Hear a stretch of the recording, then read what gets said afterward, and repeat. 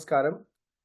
Sankaram Shankaracharyam Kesavam Badarayanam Sutra Bhashya Krutau Vande Bhagavantau Punah Punaha.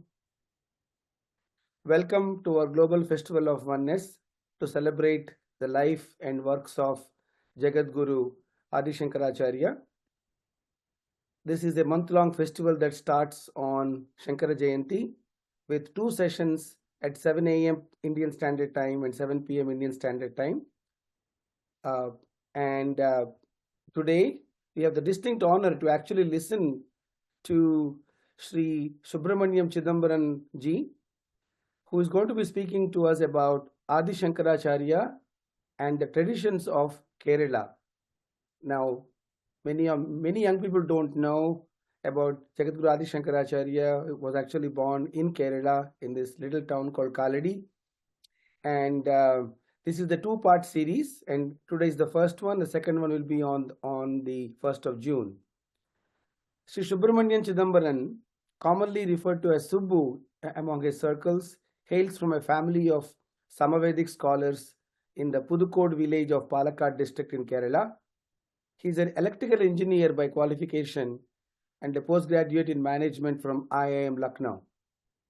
He has 15 plus years of experience in management consulting and industry and is currently working as Director of Strategy for a leading multinational company in India. He has published operations and strategy case studies in leading national and international management journals and delivered lectures at IIM Lucknow, in Noida, IIM Indore and Mumbai. He has a Master of Arts in Sanskrit as well, with a specialization in Vedanta and a diploma in manuscriptology, both from the University of Mumbai, where he has been a visiting faculty of Vedanta, Itihasa, Puranas and Bhakti. He has formally studied Veda chanting for 8 years and currently pursuing his doctoral studies on Indic perspectives for modern leadership from Chinmaya Vishwavidyapeeth, which I believe is at Adi Shankar Nilayam, very close to the birthplace of Jagadguru Adi Shankara. Subbu has several papers and articles to his credit, published in various journals, and he also hails from a family of music connoisseurs on his maternal side. He was initiated into Carnatic music by his mother, Mrs. Bhagyamji, a trained Carnatic singer and a cousin of Vidwan M.A. Kalyana Krishna Bhagavatar. He started his formal training at the age of 13 under Vidushi Srimati Vijaya Vishwanath, and he then came under the tutelage of Sangeeta Kalacharya Vidushi Srimati Alamelu Mani, under whom he has been learning Carnatic music for the last 15 years. Subbu has been giving many lecture demonstrations and Sangeeta Upanyasam, that is, storytelling around music, combining his interests and skills of music and Indic knowledge.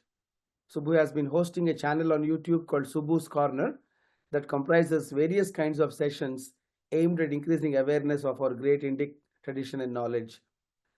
Subbuji, it is truly an honor, an engineer, an IIM graduate, doing a PhD now in Indic perspectives on leadership, a singer and a lecturer and a research publisher. This is the beauty of our heritage, that someone like you is rooted in our roots and yet pursuing higher studies to spread the awareness of our great Indic tradition and knowledge. So please, we're looking forward to your wisdom today. Adi Shankaracharya and Traditions of Kerala, Part 1. Jai Jai Shankara, Har Har Shankara. Thanks a lot, Ravi Shankar ji, for that introduction, and thanks a lot, Indic Academy, for this wonderful opportunity. And I greet all the Rasikas who are present here to listen into this lecture. Shruti Smriti Purananam Alayam Karunalayam Namami Bhagavadpadacharya Lokashankaram Ajnanantar Gahanapatitan Atmavidyopadeshaihi Tratum Lokan Bhavatavashika Tapapapachamanan Utva Maunam Badavita Pinoho Mulato Nishpatanti Shambhor Murtischarati Bhuvane Shankaracharya Rupa. Namaskaram to all and a very good evening. This is going to be the first of the 2-part series on Adi Shankaracharya and the traditions of Kerala.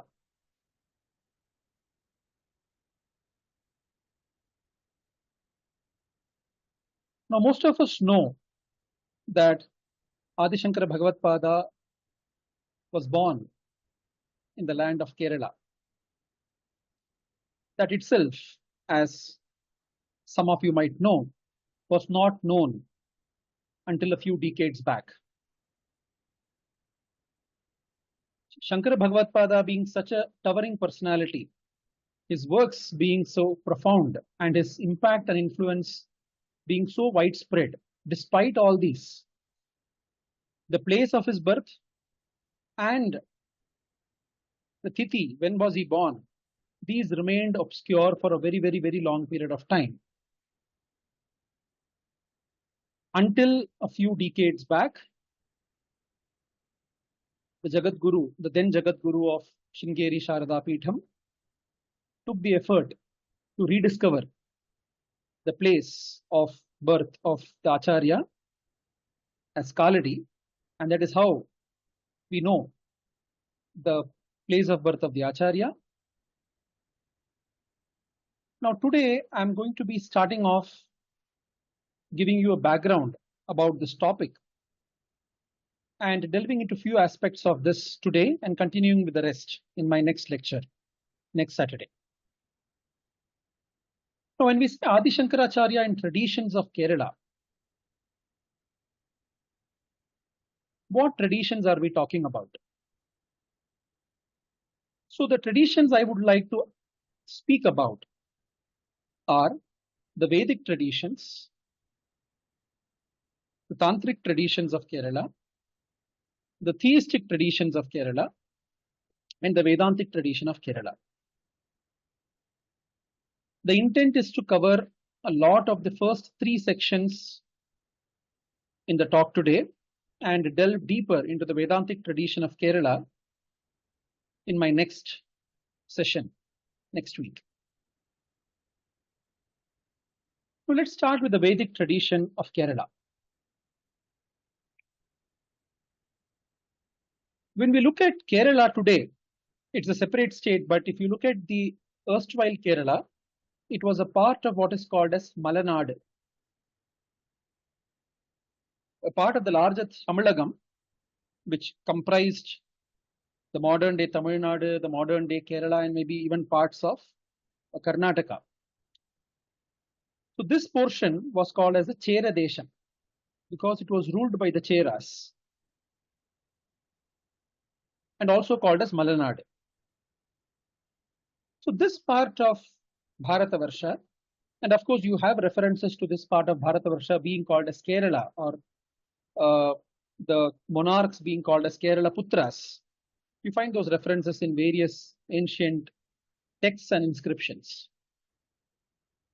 Now, when we look at the history of Kerala, especially the Vedic history of Kerala, it seems that when we look at the legendary tale or the legendary history, it is said that this place or the state of modern day Kerala was actually reclaimed from the seas by Parashurama. So it is said that after his conquest of all the, vanquishing the various generations of Kshatriyas, in order to atone for the sins or atone for all those hatyas, Parashurama decided to do dana, bhumi danam, to the Brahmanas, and then go to do tapas in the Himalayas. So it is said that he threw his axe into the ocean, and from there was reclaimed a piece of land which is called as Parashurama Kshetra. Ideally, the Parashurama Kshetra, it extends from Gokarna in the north to Kanyakumari in the south. So that entire coastal belt, which comprises part of coastal Karnataka of today and the Kerala Pradesh of today. That is what is called as Parashurama Kshetra. He reclaimed this land from the seas and then distributed these amongst the Brahmana families. So it is said that he brought in 64 Brahmana families from across Bharatavarsha. From various parts of Bharatavarsha, these Brahmanas were brought in to this land and the land was distributed, divided into 64 parts or gramams or villages and given to the Brahmanas for their settlements. So that is how various texts such as the Keralotpatti and various other texts explain the origin of this land of Kerala. So these 64 families extended right from Gokarna till Kanyakumari. The families that inhabited the land of Kerala were called as the Nambudiris. The term Nambudiri has got various etymologies given by various scholars. Some say, from a Sanskrit perspective, they say Nam Purayati iti Nambutirihi. They say the Nam or the Vedas, the one who are extremely learned and full of the Vedas, who brought the Vedic teachings and the Vedic system to the land, they were the Nambudiris. The term Nambi has been there in Tamil literature. Various Alvars, even Nammalvar, some of his pasurams refers to Narayana as Nambi. So Nambi is a term by which even Narayana or Vishnu is referred to. So it is a term of respect to an extremely learned, respected person and a great Mahatma. So Nambi is a term that exists in Tamil literature. So Nambi combined with probably Adari, to say respecting or giving that worshipping the great Mahatma or the great divine personage, because they were learned in the Vedas, could be one of the explanations of the term Nambudiris. The same could be also explained for various other communities such as the Nambiyadris, the Nambiyars, etc. But basically the Nambudiris were Brahmanas who came in from various parts of Bharatavarsha and settled down in this land. And that is said to have been the beginning of the Vedic religion or the Vedic system in Kerala. That is how the Vedic tradition in Kerala began. Now, with the passage of time, there have been a lot of challenges and there have been a lot of other faiths and other sort of opinions and systems that have challenged the existence of the Vedic tradition. And during one such time is where a famous scholar and Mahatma called as Melathol Agnihotri, who was one of the sons of the great scholar Vararuchi, who was in the court of King Bhoja or Vikramaditya, as it is said. The Melathol Agnihotri, was the one who rejuvenated the Vedic system or the Vedic tradition in Kerala when again it was challenged, and he brought back the entire Vedic tradition of performing yajna yagas. The Nambudiri families or the Nambudiri traditions, even till today, if you see in Bharatavarsha, among the very few places where the yajnas and yagas, the Vedic yajnas and yagas are still being performed, Kerala is one of them, being performed by the Nambudiris. Especially yajnas and yagas like Atiratra, like Soma yagas, which are not just a yaga in a day, they are performed over multiple days and nights. These kind of huge and large yagas, even till today, you can see them being performed in very few places in Bharatavarsha, and Kerala is one among them. And that is because this has been preserved and handed over from generation to generation by the Nambudiris, by the Nambudiri Varnas or the group of Nambudiris. There are various aspects of the Vedic tradition that has been preserved by this community. If you look at the chanting of the Vedas, the way the Kerala chanting of the Vedas is extremely different from the way Vedas are being chanted elsewhere in the country. Especially the mudras that they use while chanting. And you must watch some of these videos on YouTube, where when Vedic chanting, generally what you see is the Brahmana seated or the Vedic scholar seated and chanting the Vedas with the respective swaras. But here, for the various kinds of swaras, the Udatta, Anudatta, Swarita, and all these kinds of swaras, various mudras are also exhibited, like the shaking of the head in particular ways, the shaking of the hands in particular ways with respect to the Swara movement, right? So that is how they memorize. So even while teaching, the young brahmacharis, when they are taught, the Nambudiri brahmacharis, when they are taught in that system, where they are taught along with the mudras, they are taught the Vedic text along with the swaras. So it's a very unique way of Vedic chanting, which has also helped them preserve this Vedic tradition for a very, very long period of time, even till today. So it's probably because of this fertile land of the Vedic system that existed in Kerala. Probably the Lord chose to incarnate in this land as Shankara.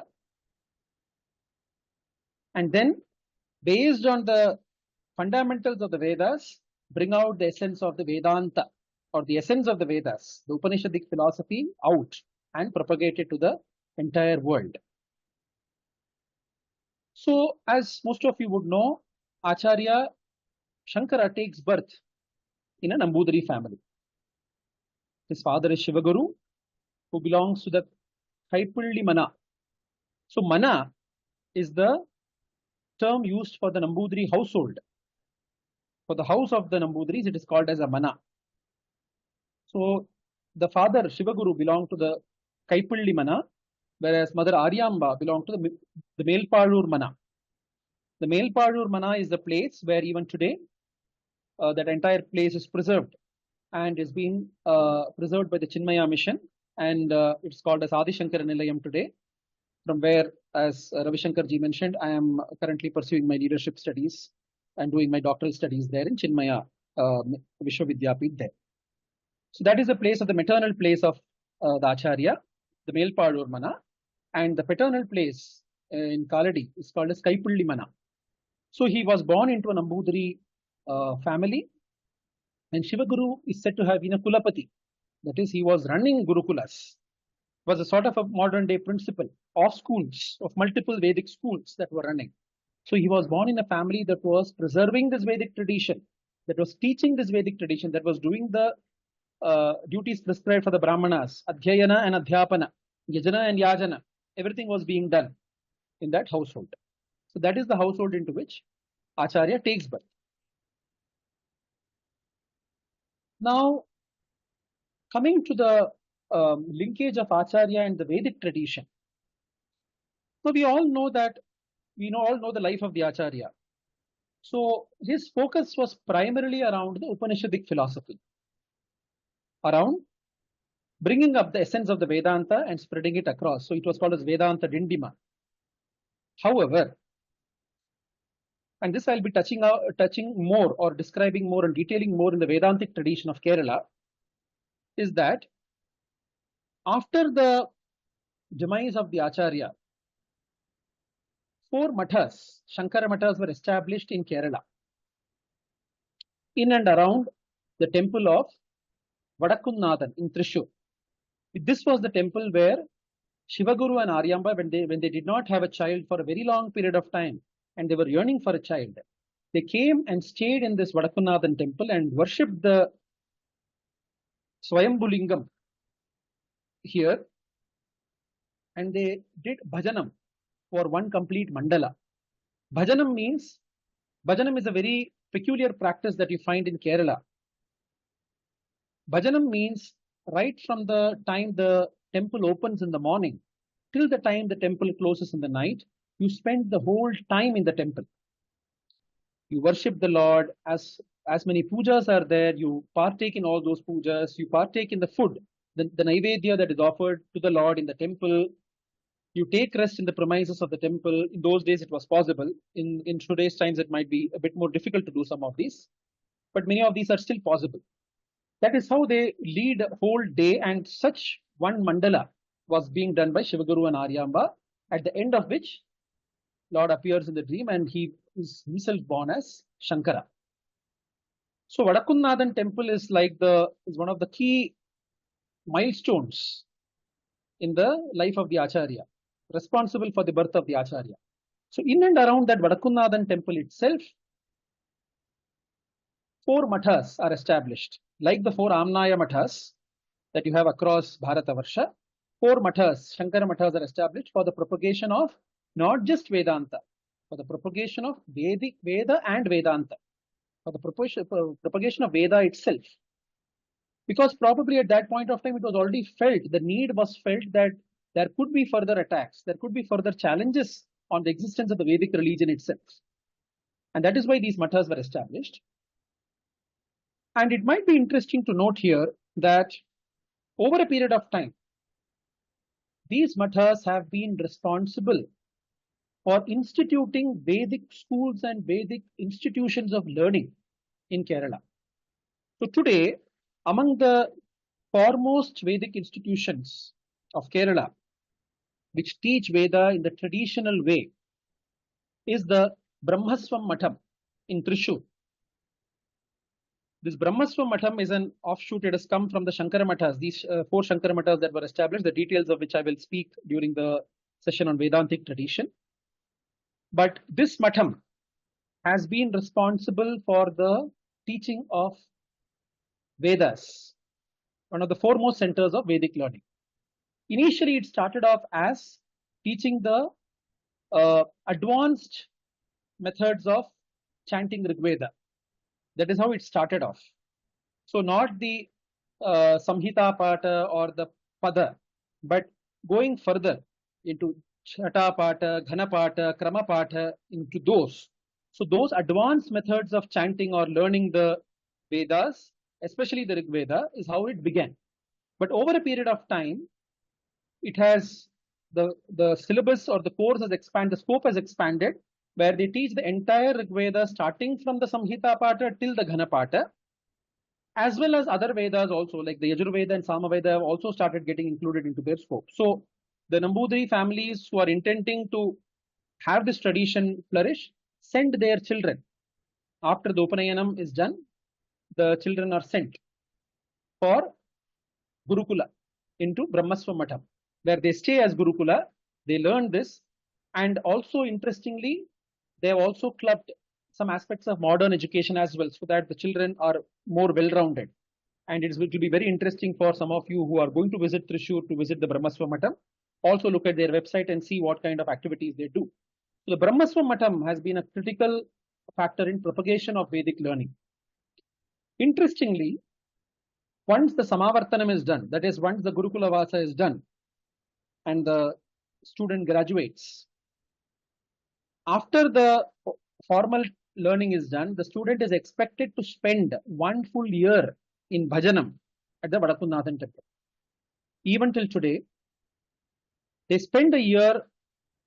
Today, maybe the systems would be slightly different, but still that 1 year requirement of the people to spend, of the students to spend a year in Vadakunnathan temple in worship of the Lord is very important. So it realized that it is not just about the scholastic learning, it's also about a divine power that needs to manifest for the scholarship and other aspects of the student to take further. So this is the Vedic tradition of Kerala and how the Shankara Parampara or the Parampara of the Acharya has helped in the preservation and propagation of the Vedic tradition. There is also another branch of the Brahmaswam Matham, which was opened in Tirunavaya. So that was the other Vedic institution that was started, which was there earlier, but now it's probably become dysfunctional. But it existed for a very, very long period of time, the Tirunavaya Brahmaswam Matham, which was also a Vedic center of learning.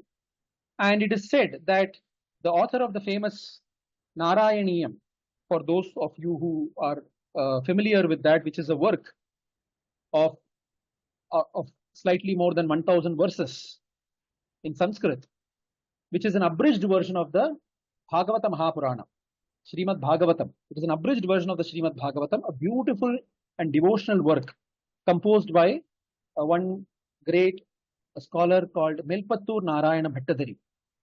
So the Melpattur Narayana Bhattadari and the Narayaniyam are quite popular in various parts of Bharatavarsha, especially in Kerala for sure, which is centered on the Lord in Guruvayur. This Melpattur Narayana Bhattadari has written many other works beyond the Narayaniyam. Yes, he was a great grammarian. He has written great works on grammar. He has composed a lot of plays. He has composed a lot of other treatises and texts. He's one of the foremost scholars of Kerala. He is said to have undergone his Vedic studies or learning from the Tirunavaya Brahmasva Matam. He's one of the alumnus of the Tirunavaya Brahmasva Matam. So all this is to say that how the Shankara Parampara, what kind of Vedic tradition existed for Acharya to take birth into that kind of a parampara, and the later paramparas how they have safeguarded and helped in preservation and propagation of the Vedic tradition. Now let me come to the second aspect of the Tantric tradition of Kerala. One common misunderstanding or confusion amongst people is that what has Tantra got anything to do with Adi Shankara? But it is interesting to note that Acharya was beyond comprehension. So it is not just the Vedanta aspect of the Acharya, it is the Tantric aspect, it is the theistic aspect, which we will be speaking about in some time. It is the Agamic aspect. It is his understanding of Vastu Shilpa, the Shilpa Shastra, all the Shastras. Which Shastra is something that is not known to him? He was a great Tantrajna. He was a great scholar of Tantra. And this is known from the aspect. So let me give a bit of background on this and then come to the aspect of the Acharya and the Kerala Tantra. Now, Tantra by itself is one of the modes of worship. It has got a much deeper meaning because if the ultimate Purushartha is moksha, there are various pathways to moksha depending upon the qualification of the aspirant or the nature and the maturity of the aspirant. And Tantra is also one of the paths leading towards moksha. There are various aspects of Tantra.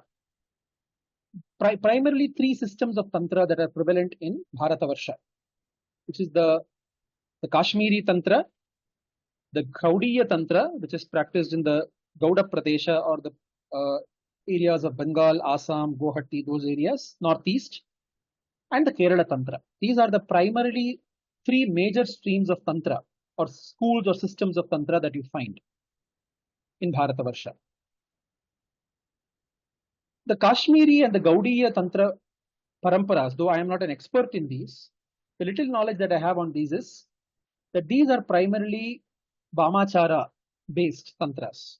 When you say Vamachara based tantras, they use something called as Panchamakaras, which is Madhya, Mamsa, Maithuna.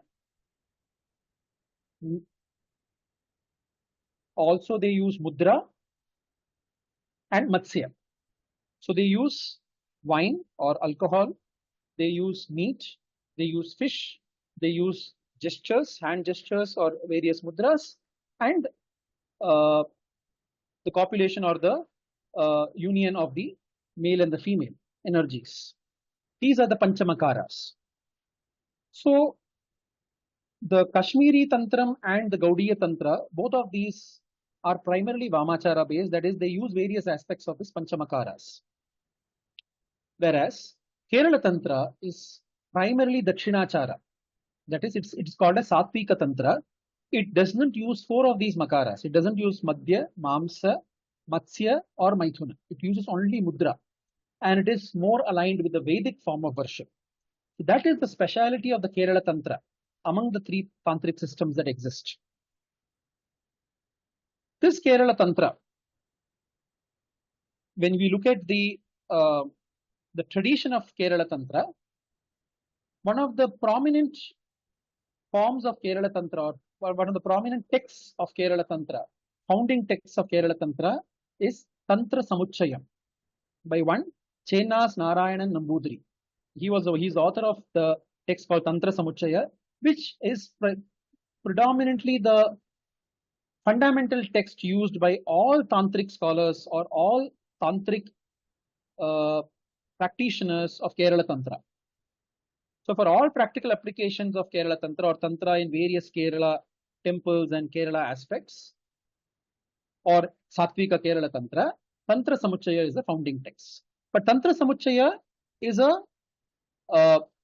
compilation, a synthesis and addition of various previous existing texts. And in that parampara, in one of the explanations on Kerala Tantra, it is said that the first text on Tantra was Prapanchasara Tantra by Adi Shankara Bhagavadpada.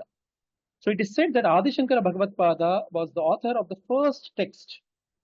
Tantra did exist even before that. As a practice, it was existing, but it was not documented. But it is said that Adi Shankara Bhagavadpada was the first one to document the Kerala Tantra or Satvika Tantra of Kerala into a work called as Prapanchasara Tantra, for which Bhagavadpadacharya is said to have written a Vivarana, is said to have written a commentary on the Prapanchasara Tantra. So it is based on this Prapanchasara Tantra and then later other texts that this work of this magnum opus work of Chenas Namboodiripadu, which is the Tantra Samuchayam, has been developed. So Adi Shankara Bhagavadpada is considered as the founding father of the Kerala Tantra, especially from a documentation perspective or from a Shastra Grantha perspective. Now this is from a literature perspective, which people could still argue here and there. From an application perspective, when we look at the life of the Acharya, in multiple places we find that Acharya does a lot of consecration of temples.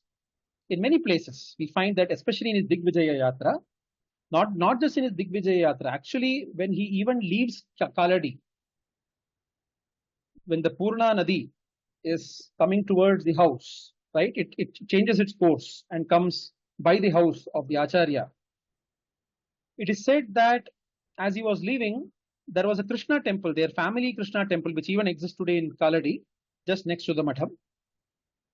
So the original place of the temple was there, and with the revised course of the river, with the modified course of the river was rubbing against the walls of the temple and flowing.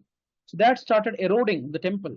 So it is said that Lord Krishna appeared to Acharya and asked him to shift him to some other place, to a safer place. Otherwise, this would get washed away.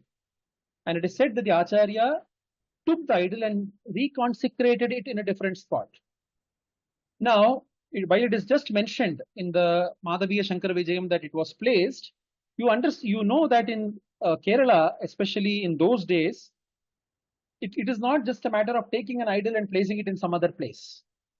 You need to find out what is the most auspicious place and what is the method of consecrating the idol into that place, because it has been a living temple. It was the family temple of the Acharya and his ancestors, and there was pujas being done every day. So the fact that Acharya did that consecration itself means he already knew about it, even at the age of 8, when he was leaving Kaladi. At that point itself he had good knowledge about how to use Tantra and the tantric rituals required for consecration of idols and within temples. And this probably could have come from generation to generation in the family of the Acharya itself. And he could have been part of various sessions where Shiva Guru and various other people in that community were doing this, and he had learnt it as well. So it's very much possible. But this is the first of the consecrations that Acharya does. Then after a brief period where he composes the Bhashya Granthas and everything, and he undertakes the Digvijaya, you find his consecration in Guruvayur.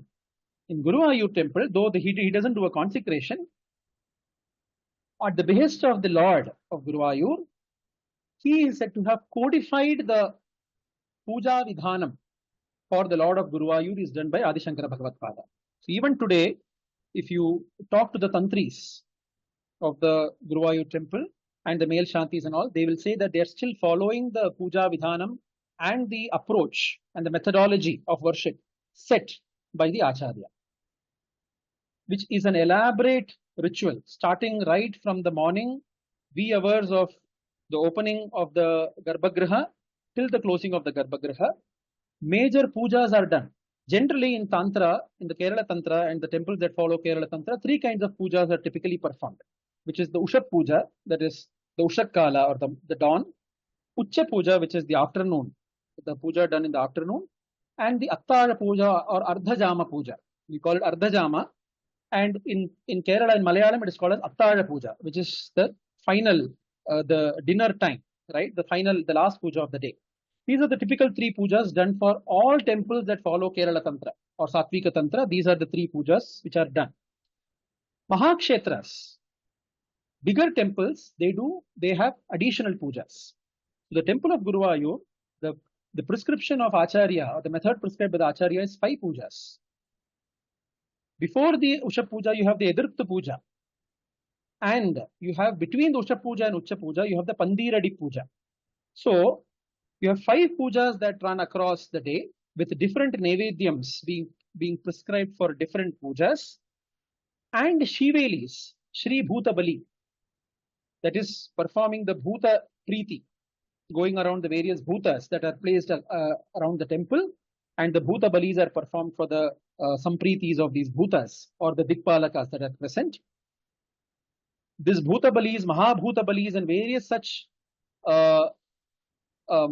events or various such aspects are prescribed by the Acharya for Guruvayur. So it is one of the few temples in Kerala where not even one day of worship is stopped and not even one iota of change happens from the methodology or the procedure prescribed by the Acharya as per the Kerala Tantra. That is why in Guruvayur, if you have the chief priest, you would have backups. You would have another person. So if the chief priest is not available, a backup person is there to do the puja as per the Tantra, who is well versed in that Tantra. If that person is not available, there is again another backup. The reason why so many backups are provided is that for no reason the puja should stop and it should not deviate from the method prescribed.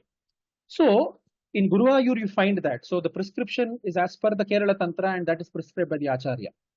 Another place is where Acharya prescribes the Kerala Tantra Puja in far north in Badrinarayana, in Badrinath.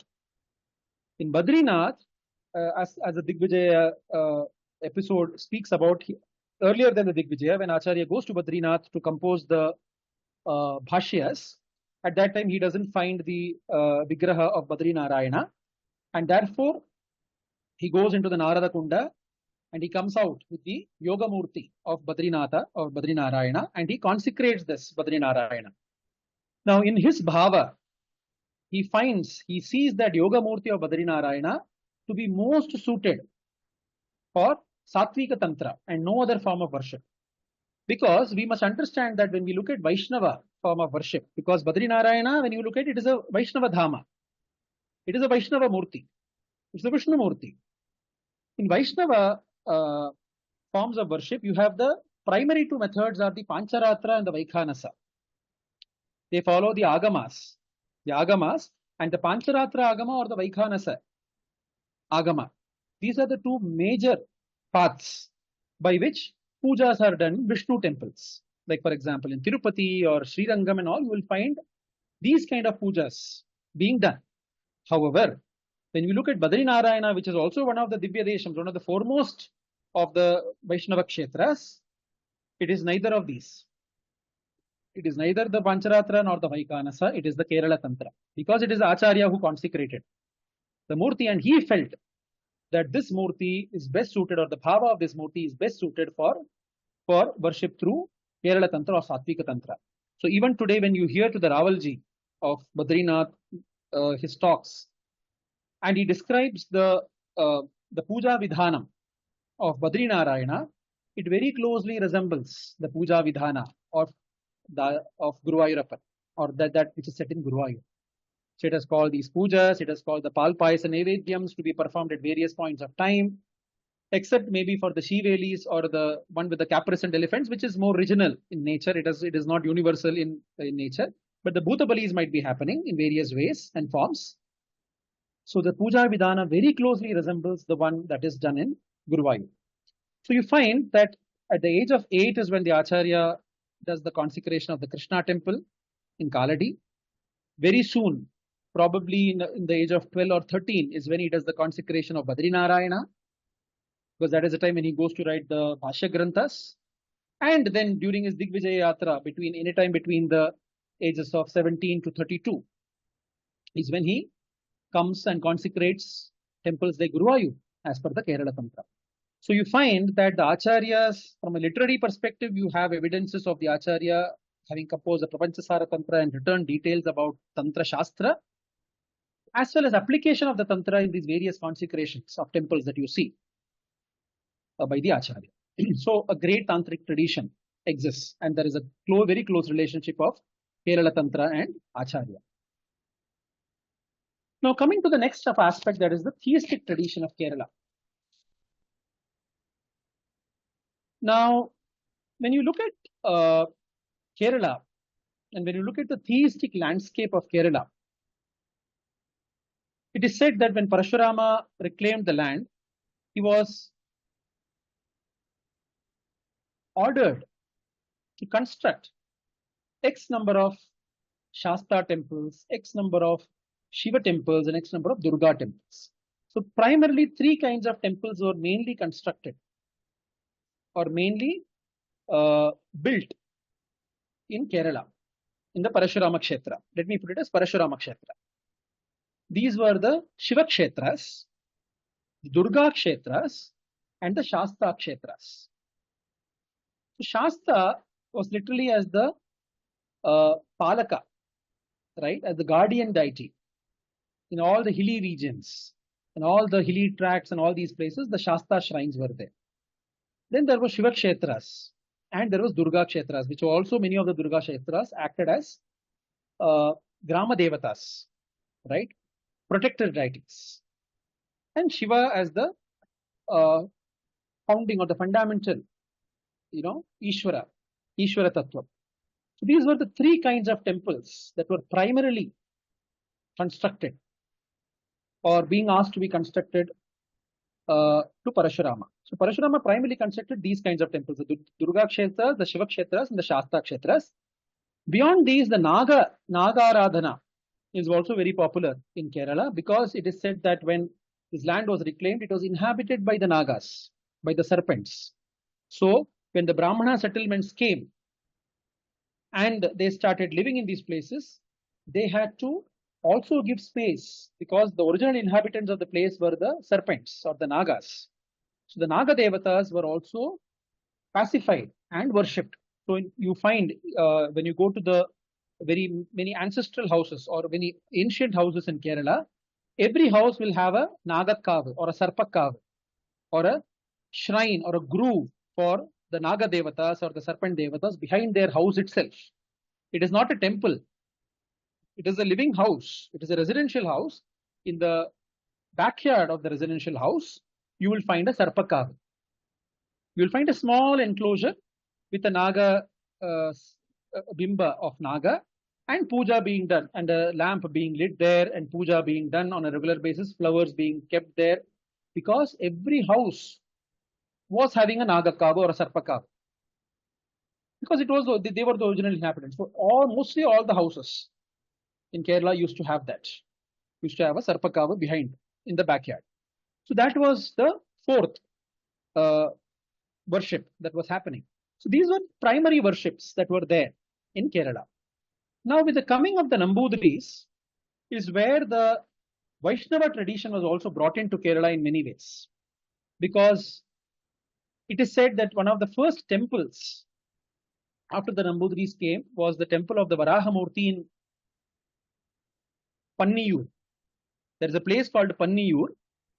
Those of you who understand Tamil would itself understand that Panniyur, Panni means Varaha or the wild boar, right? It's called as Pandri or Panni. Panniyur is the place of the wild boar or the space of the wild boar where the Varahamurti was consecrated. So that Varahamurti came along with the Nambudris, along with the coming of the Nambudris, because Varaha Aradhana you find in various places of Bharatavarsha, especially in the north, Yajna Varahamurti.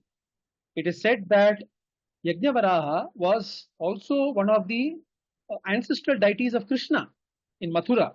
So the Yadava Parampara or Yadukula, one of the ancestral deities or one of the ancestral devatas of that of the lineage of Krishna and his forefathers was Yajna Varahamurti. So Varaha worship was very popular in the north and various other parts of Bharatavarsha. So with the coming of these Nambudris into Kerala, this worship was brought. So a lot of Vaishnavism began, we should say. It could have existed even before, but a lot of them increased significantly after the coming of the Nambudris, right? And they established and Panniyur is one of the 64 gramams where the Nambudri settlements are there, and so on. So the Shakta Parampara was there as Durga Kshetras and various forms of Shakti worship was done. Shaiva parampara was already existing. The parampara of the Shasta was there. The parampara of Nagadevatas was there. Vaishnava parampara was something that became more pronounced after the coming of the Nambudris. Now, one thing that we find is that when the Shaiva Vaishnava sects, especially in Tamil Nadu, there have been a lot of wars and battles between the Shaivas and the Vaishnavas. But interestingly, in Kerala, you do not find this issue that existed. It is more of a Smartha parampara that flourished in Kerala. When I say Smartha, I'm using the term Smartha more as a term which is a group of people that worship both Shiva and Vishnu equally. It is not from the perspective of the people following the Smritis, which all of us are doing. So all of us are Smarthas in that perspective. But Smartha parampara more from the parampara that they are not core Vaishnavas or core Shaivas, but it is a mix where both Shaiva and Vaishnava paramparas are intermixed and both of them are worshipped. So that is the kind of parampara that we see with the coming of the Nambudris and prevalent in Kerala. That is why you find that the Nambudris, whichever temple they are priests of, they could be priests of a Devi temple, or they could be priests of a Shiva temple, or a Vishnu temple, or a Shasta temple, or any other temple. A Nambudri will be always wearing a tripundra, will be always wearing the bhasma. So it is not that if he's a Vaishnava, he'll be wearing the Urdhva Pundra. If he's only a Shaiva, he'll be wearing the Tripundra. No, all of them wear Tripundra. And it is said that it's not just Tripundra, it is interestingly Tripundra along with one Urdhva Pundra. And this is especially mentioned. There is a separate work called the 64 Anacharams, which is basically 64 exceptions for the Nambudris, or 64 do's and don'ts for the Nambudris. And generally, this is attributed to the Acharya. Generally, this is attributed to Acharya Shankara Bhagavadpada for having documented or enlisted these 64 do's and don'ts. We don't know the authenticity of this, but general accepted belief is that it is attributed to the Acharya. It's the Acharya who formed these 64 do's and don'ts. Some of them may not be relevant for the times we are living in today, but some of them are really interesting. One of them is this, that the Nambudris are supposed to be wearing the Tripundra, 3 horizontal lines of Bhasma and 1 vertical line of Bhasma. So 1 Urdhva Pundra and 3 horizontal lines, the Tripundra. So indicating a Smartha parampara itself, indicating a mix of Shaiva and Vaishnava paramparas mixed. So this is also one beautiful tradition that got introduced into the Kerala parampara through the Acharya.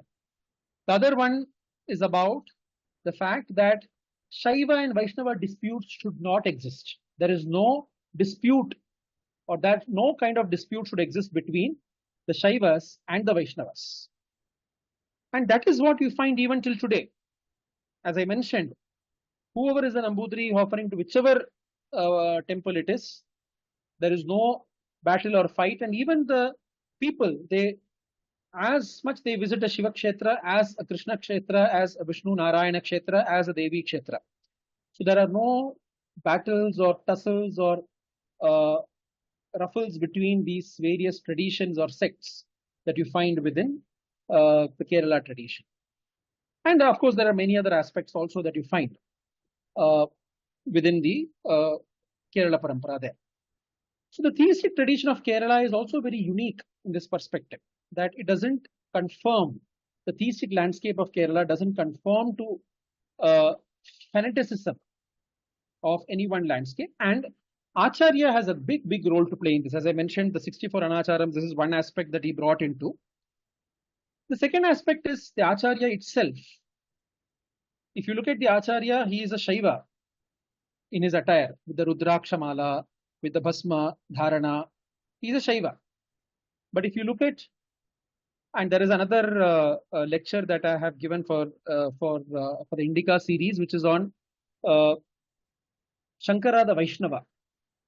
So it would be good if those who are interested could also listen into that lecture of Shankara the Vaishnava, where I have mentioned about various aspects that point out without fail to the fact that Shankara had to be a Vaishnava, the way he approached, the way he wrote the Bhashya on the Vishnu Sahasranama, the way he culled out Bhagavad Gita from the Mahabharata and placed it at par with the Upanishads and the Brahma Sutra and treated it as one of the three fundamental texts of Vedanta, becoming the Prasthana-traya. There was no Prasthana-traya that existed before that. You had the Upanishads. After the Upanishads, you had a lot of Brahma Sutras. Then you had the Brahma Sutras of Badarayana, which was more of a synthesis and a further clarification of the various Brahma Sutras that existed at that point of time, and various other independent works on the Upanishads that existed. This is all that Vedanta was. But Acharya was the first one to bring the Itihasa, to bring Mahabharata and cull out the gem of Bhagavad Gita within that and say that this is a Vedanta, this is a gem of Vedanta, and place it at par and write Bhashya for Bhagavad Gita. Now, of course, you cannot say that Acharya was the first one to do it. Probably there were others, because in his Upodghata itself, Acharya says in the Bhagavad Gita that other people have been misinterpreting the Bhagavad Gita. And so I am trying to rightly interpret it.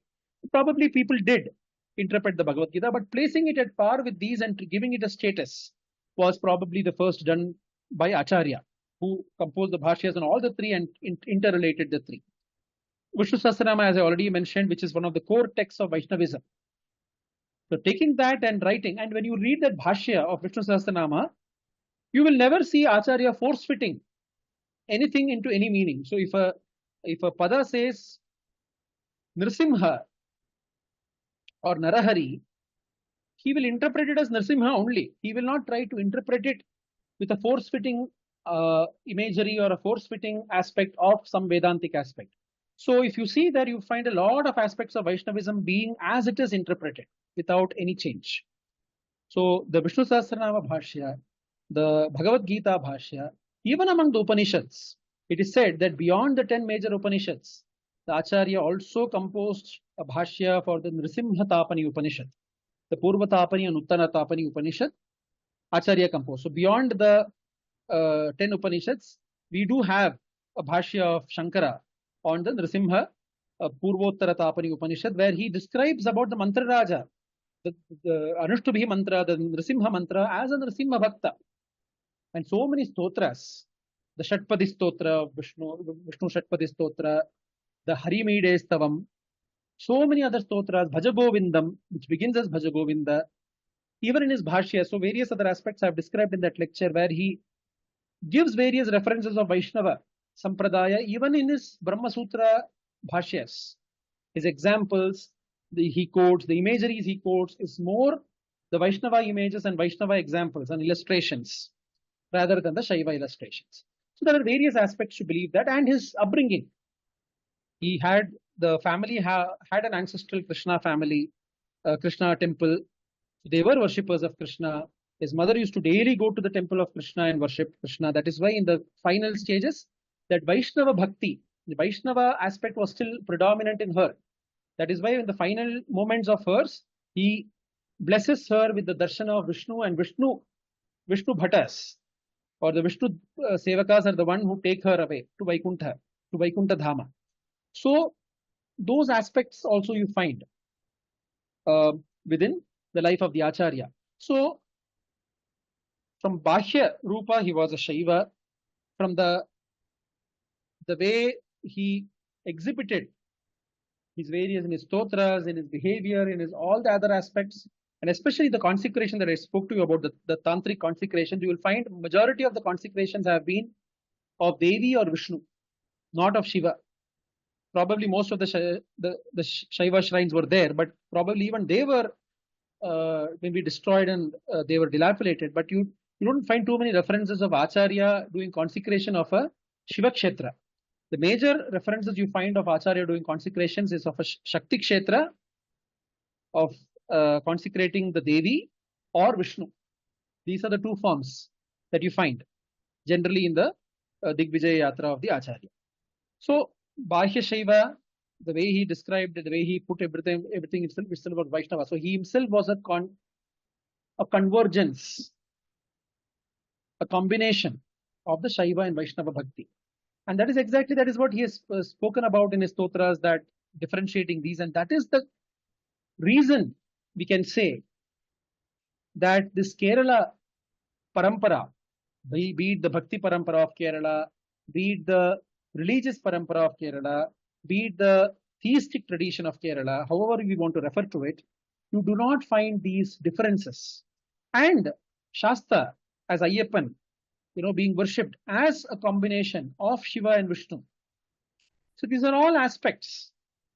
You find more prominence in this part of Bharatavarsha rather than the other parts, right? So that all these aspects very singularly point out or very singularly keep the Kerala tradition very unique with respect to the other traditions, and the Acharya has a big hand, has a big role to play in these.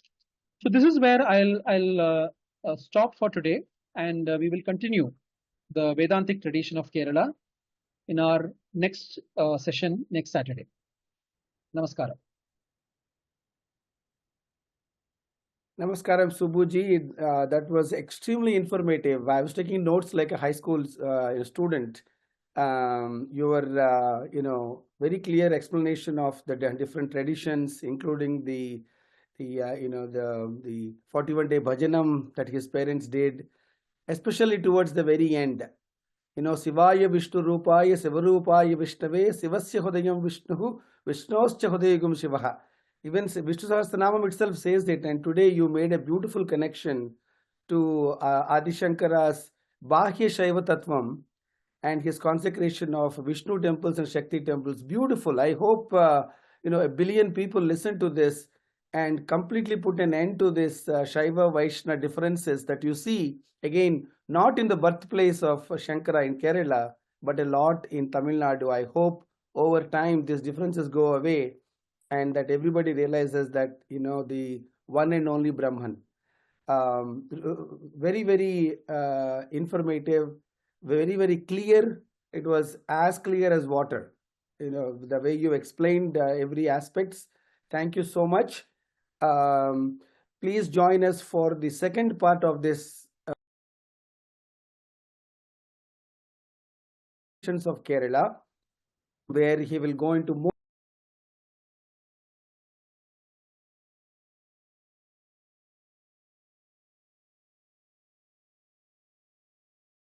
the Vaishnava. What a beautiful title itself that dispels many of the arguing. Especially this happens in Andhra Pradesh also. They keep saying Adi Shankara is not such a good guru and things like that. So I think what you have shared today should create curiosity for people to learn more and recognize the unity of one Brahman. So Subbuji, thank you so much. It was really wonderful. So we'll see you again in about 11 hours at our Sunday morning session at 7 a.m. Indian Standard Time. It's going to be another interesting talk by a young scholar. Subbuji is being an IIM graduate, an engineer by training, now pursuing PhD. These are the kinds of scholars we are bringing to you during this festival. So in the morning tomorrow, it's going to be Bhagavadpada Vaibhavam, the life and legacy of Jagadguru Adi Shankaracharya by Vidwan Manikandan Iyer. So we look forward to seeing you all, and please tell your friends, and you can actually register for all the sessions in one click. And Jai Jai Shankara, Hara Hara Shankara.